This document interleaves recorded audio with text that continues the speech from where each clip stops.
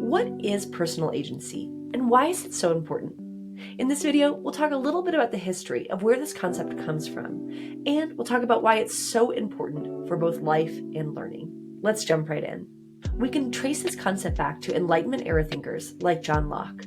So coming out of oppressive monarchy and religious structures, people started asking questions about free will and the innate right of human beings to make choices for their own life. So although this concept goes back far in time, we really see that it jumps in popularity around 1980.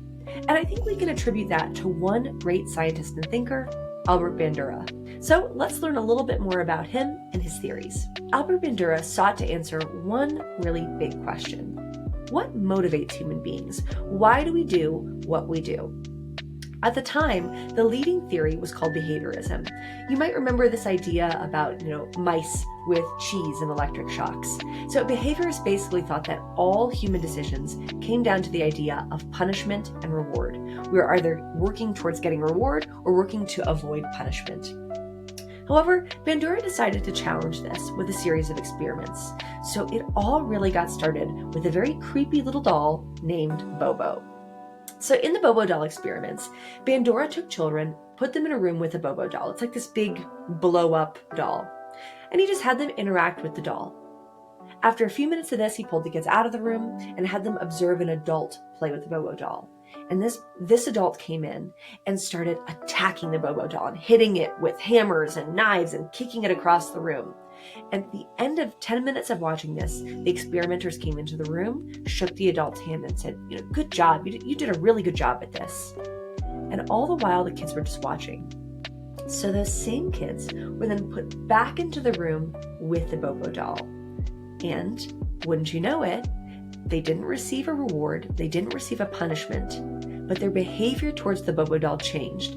They modeled exactly what they had seen the adult do, so they started attacking and hitting and destroying the Bobo doll.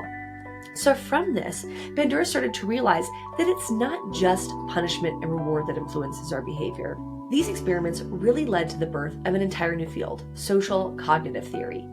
And this theory really hinges on this concept of triadic reciprocality.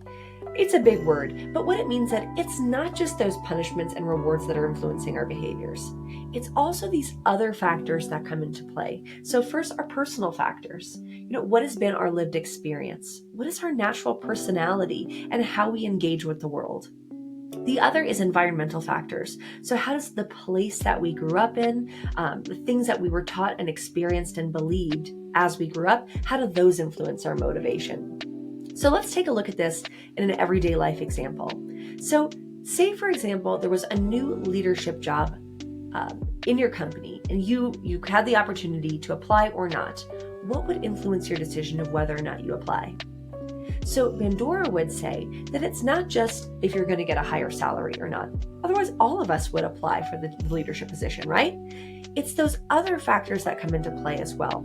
So those personal factors, do you see yourself as a leader? Is that a story that you've told yourself that this is your career trajectory? Is it a belief that you have that you can lead? And also environmental factors. Are there other leaders in this space who look like you? Have you been in an environment where you feel supported and encouraged? So all of these factors come together in every decision you make. You might be asking yourself, how does this really connect with this concept of agency?